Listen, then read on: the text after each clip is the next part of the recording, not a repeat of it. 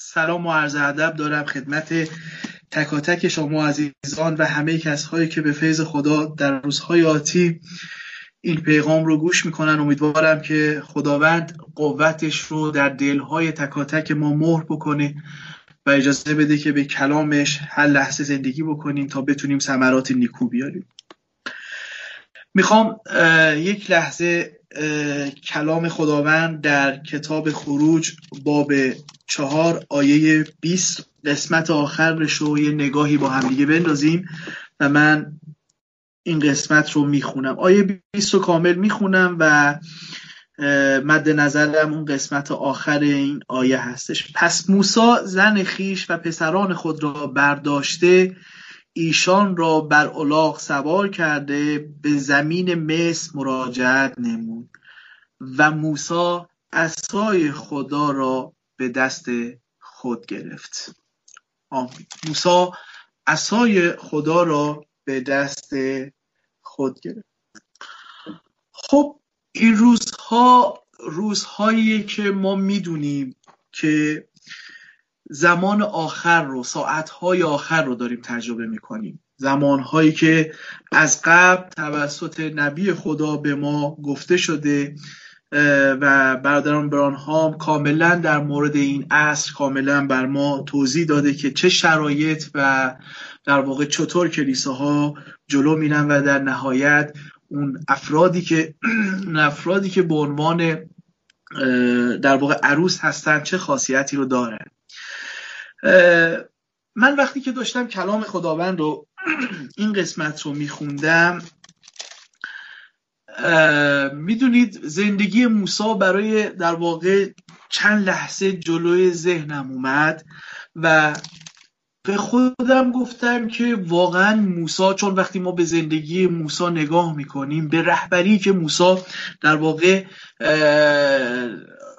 این قوم رو از اسارت مصر با اون پیغامی که خدا در قلبش گذاشته بود و اون رهبری که در واقع در اون بیابان این قوم رو داشت، خب ما متوجه میشیم که موسی واقعا یک رهبر بزرگ بود، یک رهبر عالی بود که مطمئناً چنین افرادی که در واقع در رهبری خودشون در این شرایطی که حالا به حال کلام در واقع ازش یاد میکنه، وقتی میتونن ثمر نیکو بیارن، کسایی هستن که با تمامی قلبشون واقعا به صدای خدا اعتماد میکنن و با صدای خدا به هر جایی که خدا بخواد حرکت میکنن و ما نمونهش رو در زندگی موسی داریم میبینیم. ولی قبل از این که در واقع من وقتی داشتم به این آیه فکر میکردم که موسی عصای خدا رو به دست گرفت، خب اون عصایی بود که در واقع موسی در دستانش به واسطه اعتماد به خدا، در اون مسیحی که خدا به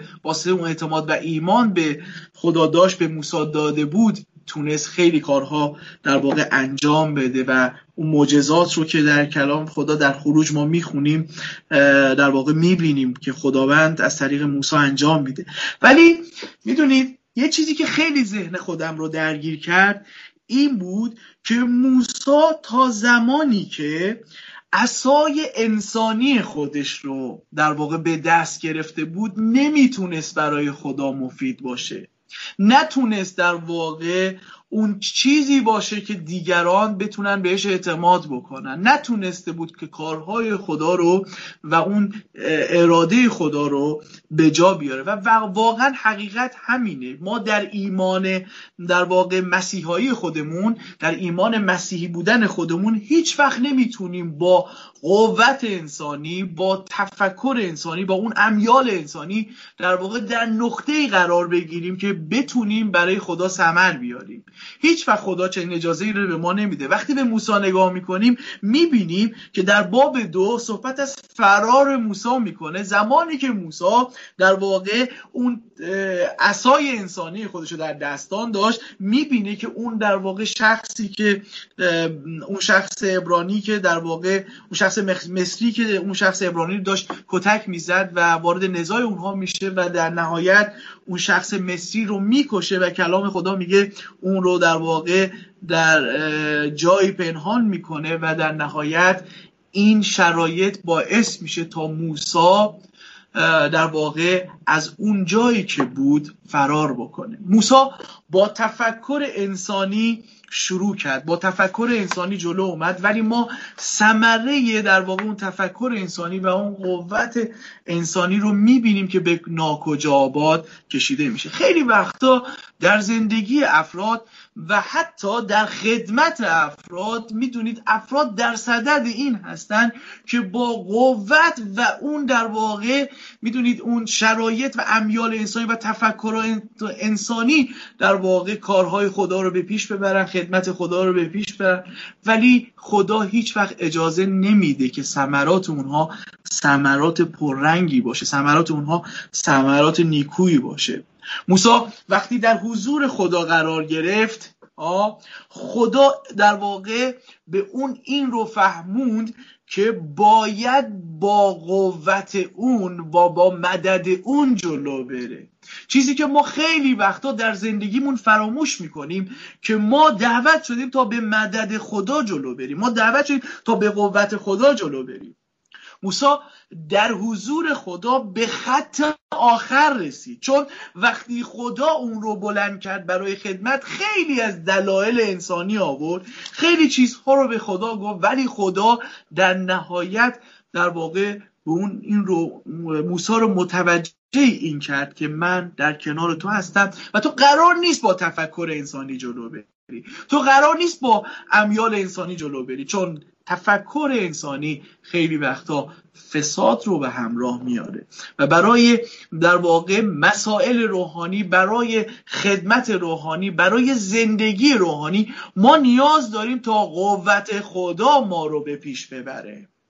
به خاطر همین وقتی موسی از ناتوانی‌های خودش در حضور خدا میگفت تا از زیر اون مسئولیتی که خدا از اون میخواست تا به در واقع مصر بره، تا قومش رو از طریق موسی نجات بده، موسی میخواست شونه خالی بکنه، ولی خدا در واقع به اون فهموند که موسی من قرار این کار رو انجام بدم.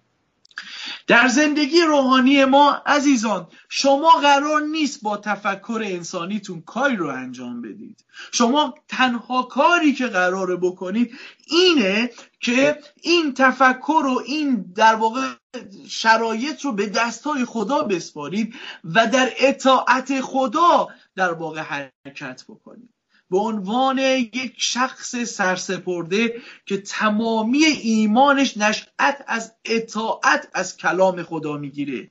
چون وقتی این گونه باشه ما میتونیم ثمرات نیکو بیاریم، ما میتونیم خدمت نیکو داشته باشیم، و الا کوچکترین تلاطمی باعث میشه که ما روزها و ساعتهای ناآرامی رو سپری بکنیم، ساعتها و شرایط خیلی سختی رو سپری بکنیم که در واقع فکر میکنیم که فوق از توان خودمون سختی میبینیم. چقدر واقعا ما به این رسالت خودمون فکر میکنیم که در اون شایستگی که دعوت شدیم باید جلو بریم و حرکت بکنیم. وقتی که به زندگی موسی نگاه میکردم میدیدم که در واقع اون اقتداری که موسی در حضور خدا پیدا کرد به واسطه این در واقع ایجاد شده بود که موسی همه زندگیش رو به خدا در واقع سپرد.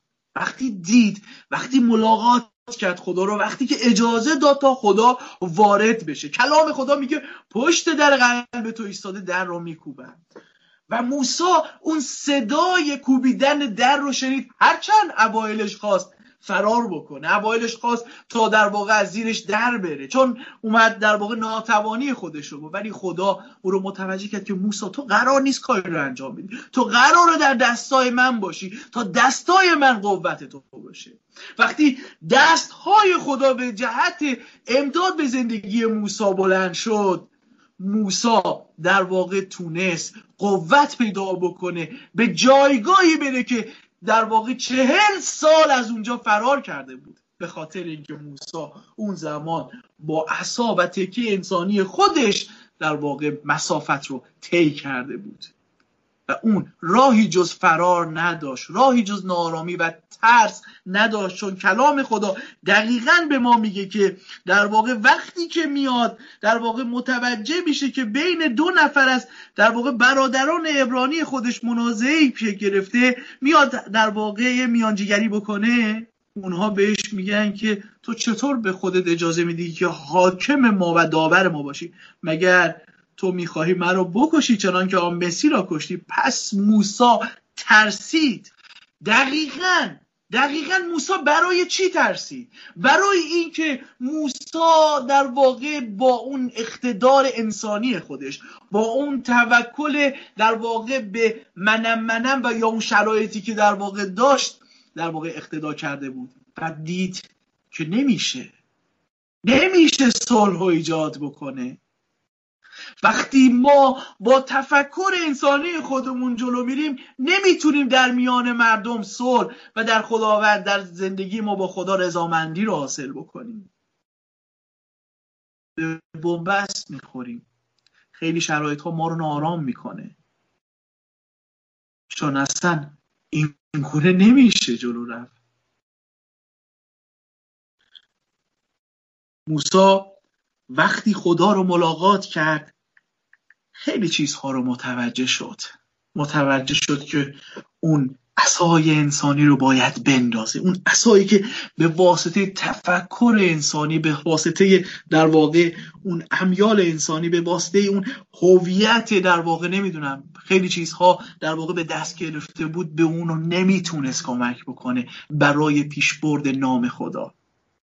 شما نگاه بکنید زمانی که خدا موسی رو ملاقات میکنه، وقتی که در واقع موسی در باب 4 آیه 20 که خوندم قسمت آخرش میگه موسی عصای خدا رو به دست خود گرفت.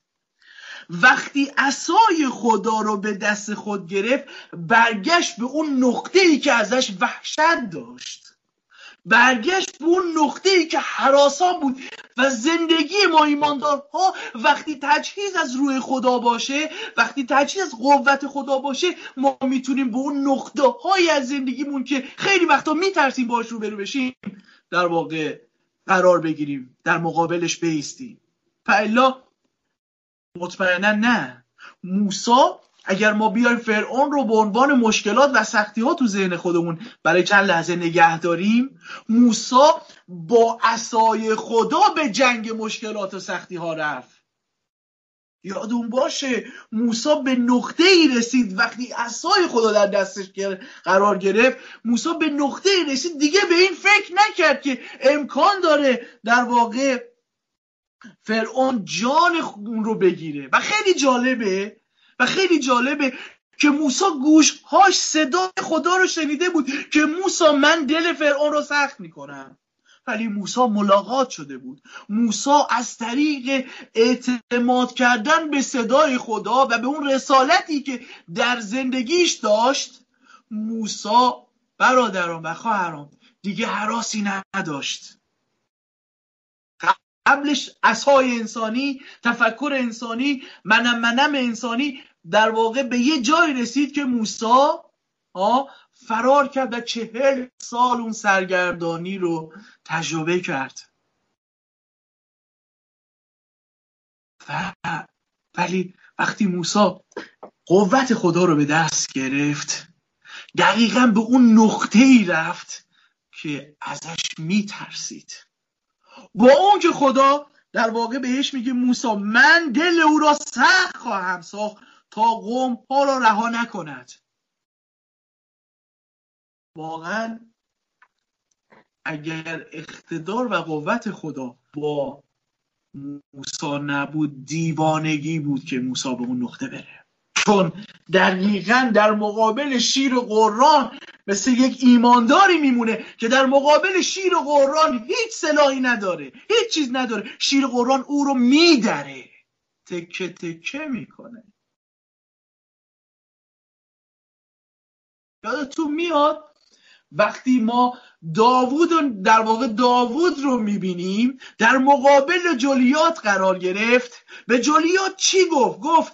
تو با گرز و شمشیر و سپر و از این قبیل چیزها به جنگ من اومدی، ولی من با نام خداوند که تو او رو به ستو آوردی به جنگ تو اومدم. این قوت چه قوتیه که آدم ها رو این چنین دلیر میکنه، آدم ها رو به نقطه های میرسونه که خیلی وقتا ترس ها و نگرانی ها از اونجا نشأت میگیره که حتی آدم ها دوست ندارن بهش فکر بکنن. موسی 40 سال دوست نداشت به اون نقطه فکر بکنه، فکرش رو نمیکرد یک روز باید به اون نقطه برگرده و بخواد در واقع جنبشی رو ایجاد بکنه در میان قوم خداوند. ولی وقتی موسی اجازه داد تا صدای خدا در قلب و جانش حک زده بشه، چیزی که من و ما در واقع نیاز داریم که صدای خدا حک زده بشه و رسالت ما نشأت از خداوند گرفته باشه، ما رو به جنگ تمامی اون سختی ها میبره. موسی یاد گرفته بود که ابتدا باید سقف بر خود توکل کردن و منم زدن هاش رو بشکافه. قبل از اینکه موسی اون دریا رو بشکافه این رو فهمیده بود که باید اون سقف، اون توکل و منم ها و خیلی چیزهایی که در زندگی ماست اون شکافته بشه. موسی فهمیده بود که عصای اقتدار انسانیش رو که 40 سال به دست گرفته بود رو به زمین بندازه.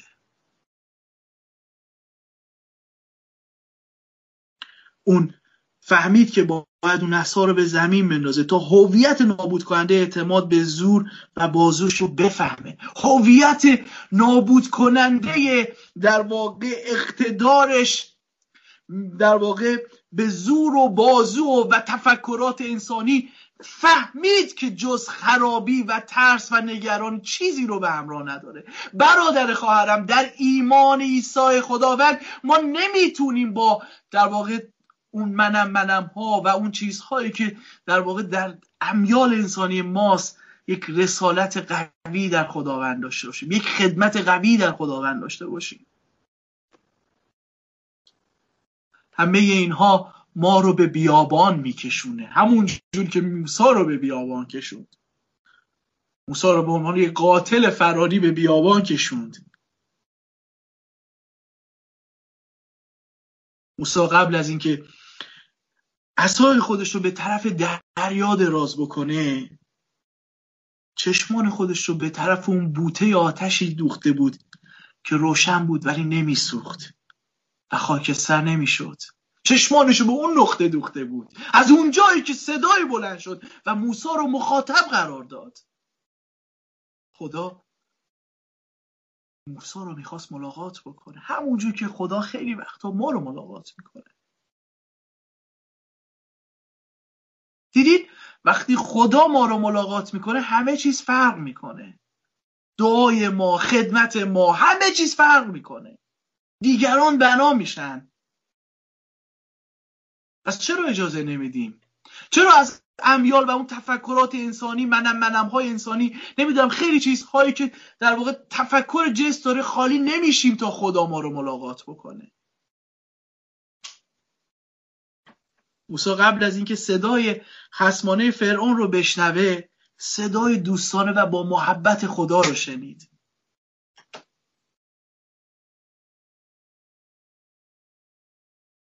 موسی قبل از اینکه فکرش رو متمرکز مشکلات و اون سختی ها بکنه دلش رو به طرف رویاهایی که خدا بهش نشون داده بود متمایل کرد. اون وقت بود که بزرگترین معجزه عمرش رو تو زندگی دید. اون وقت بود که دید خدا چطور کار میکنه، خدا چطور دریا رو برای اون شکافت. اون وقت تونست تا در واقع صدای خدا رو به صدای خدا آمین بگه و عصای خودش رو به دریا بزنه و دریا برای اون باز بشه. وقتی که ما میبینیم که موسی نگاه خودش از تفکرات و امیال انسانی خودش برداشت و به خدا دوخت. از اونجا به بعده که میبینیم که خدا عصای خودش رو به دستای موسی میده، همون عصایی که دریا رو باز کرد. برادر خواهرم، تا امروز معجزه تبدیل شدن در خودمون اتفاق نیفته، از عصای استعداد، نمیدونم عطیه، مقام، نمیدونم عنوان، هر عنوان و پشتیبانی و حمایت کننده ای در واقع هیچ کاری ساخته نیست. هیچ کاری ساخته نیست، چون اول باید این معجزه تبدیل شدن در زندگی من و شما اتفاق بیفته. من و شما به نقطه‌ای برسیم که به خدا در واقع بفهمیم که عصای انسانی رو، اون تفکر انسانیمون رو از خدمتمون، از زندگی روحانیمون دور بکنیم و اجازه بدیم تا خدا ما رو به جلو ببره.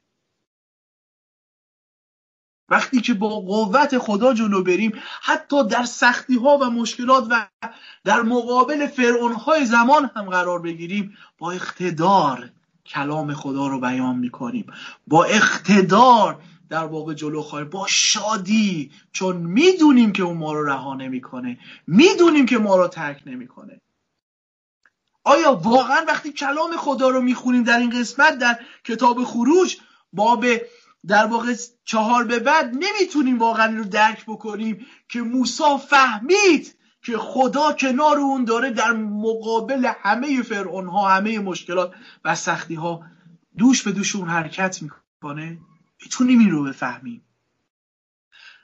عیسی مسیح دیروز، امروز و تا ابد همانی رو کلام خدا میگه. امروز هم برادر خواهرم دوش به دوش ما داره حرکت میکنه تا در مقابل اون فرعون‌های زمان ما بتونیم با اقتدار بایستیم، بتونیم با قوت بایستیم.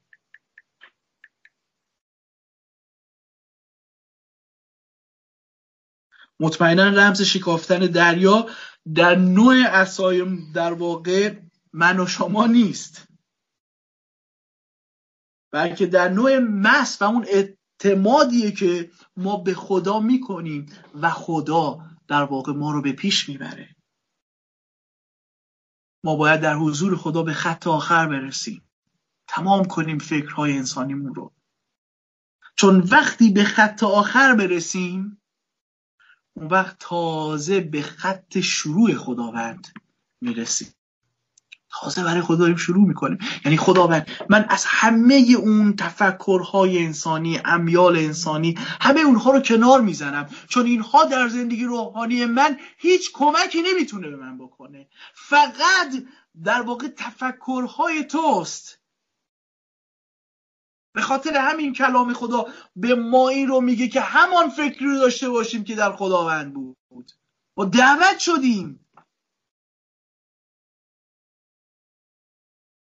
شدیم تا خدا در ما کار بکنه. خدا در انجیل یوحنا باب 14 است که وعده داده روح خودش رو در ما میگذاره، در درون ما. این روح القدس به ما داده میشه تا ما به اون اقتدا کنیم، تا از فکرهای انسانی و اون چیزهایی که جسم و جان تمایل داره در واقع بیرون بیایم.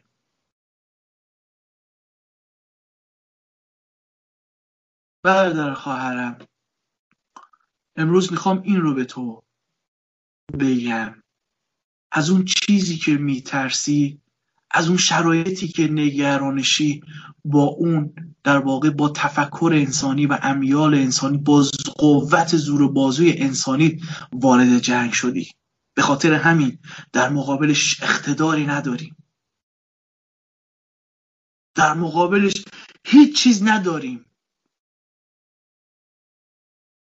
ما باید خارج بشیم تا زمانی که در واقع غارت نشدیم، تا زمانی که نمردیم، تا زمانی که در واقع خفه نشدیم، باید خارج بشیم و اجازه بدیم تا خدا در واقع قوتش در ما باشه. اجازه بدیم تا در واقع عصای خدا رو به دست بگیریم. اون وقتی که نگاهامون رو به جایی که به در واقع خیلی جاها بدوزیم، به خداوند میدوزیم. گوش هامون قبل از اینکه صدای در واقع خصمانه شریر رو بشنوه، صدای پر از محبت خدا رو میشنوه.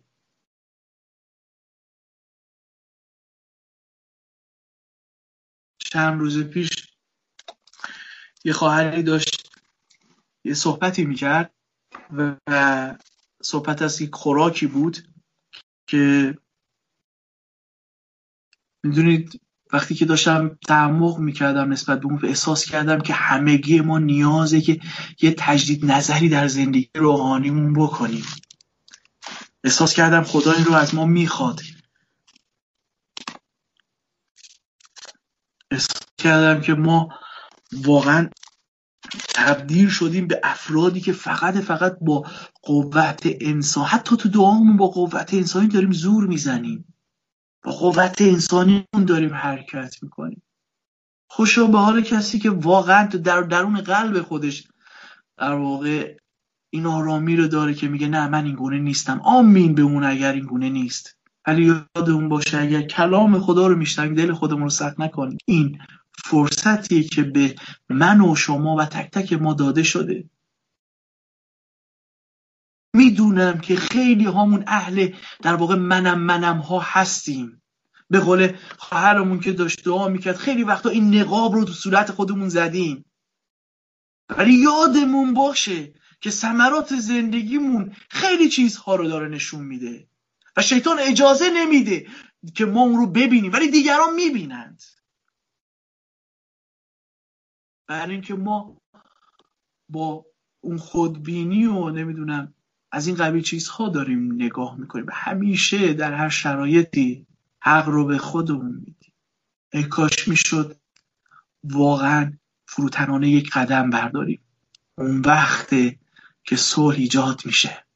ای کاش میشد میدونید واقعا بگذریم از خیلی چیزهایی که جسم برای ما بزرگش کرده. ای کاش میشد بگذریم برای خیلی چیزهایی که خیلی از نمیدونم پست و مقام و منم هایی که جسم برای ما در واقع درست کرده. تو این قسمت من در حضور خدا میگم خدا اول به من رحم بکنه. ای کاش میشد واقعا بفهمیم که با عصای انسانی نمیتونیم ملکوت خدا رو گسترش بدیم، نمیتونیم خدمت مفیدی رو داشته باشیم، نمیتونیم کلام خدا رو به جانها برسونیم، نمیتونیم صلح ایجاد بکنیم، نمیتونیم کاری برای خدا انجام بدیم. فقط نیازه که خالی بشیم و عصای خداوند رو در دست بگیریم. خدا یه نمونه برای ما گذاشت.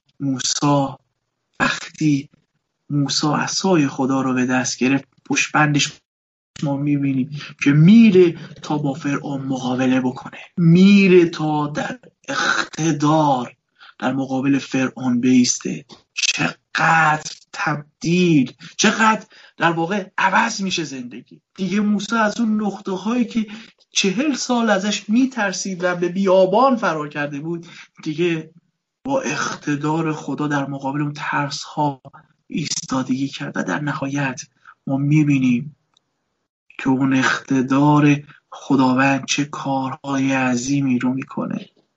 دریا رو میشکافه، آبهای تلخ رو به شیرین تبدیل میکنه و در نهایت مکتوب میشه تا نمونه‌ای باشه تا ایمان ما از اون بنا بشه. خدا فیض بده که روح القدس بیشتر و بیشتر برای ما باز بکنه و آن چیزی که دعوت شدیم. امیدوارم واقعا هر کدوم از ما که داریم پیغام رو میشنویم امروز از خودمون شروع کنیم. نگیم من یک خادم هستم، فلانی از من کوچکتره، اون باید شروع بکنه. نه، وقتی این رو میگی برادرم، خواهرم، وقتی این رو میگی همون لحظه اون تنپوش منم انسانی رو به تن کردیم. و اونجاست که دوباره خرابی ها به بار میاره. و از اون طرف قضیه هم خوشا به حال کسی که واقعا وقتی در این موقعیت قرار میگیره و میبینه که طرف مقابلش با تنپوش انسانی و منم به سراغش رفته، در صدد این نباشه که بدی اون رو با بدی جبران بکنه، بلکه به یاد بیاره که دیگران رو با نیکویی باید مغلوب بکنیم.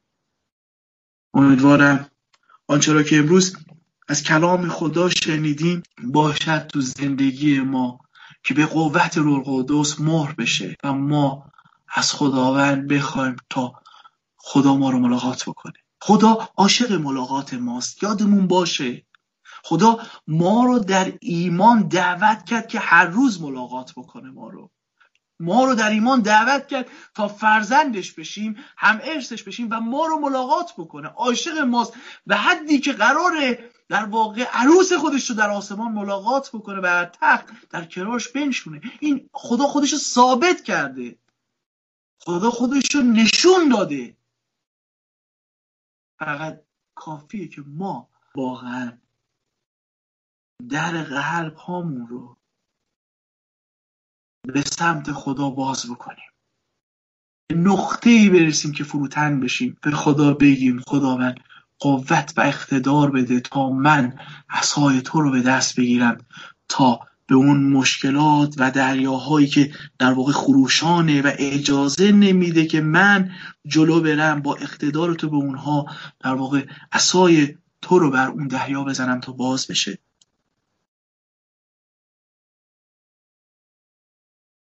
عزیزان،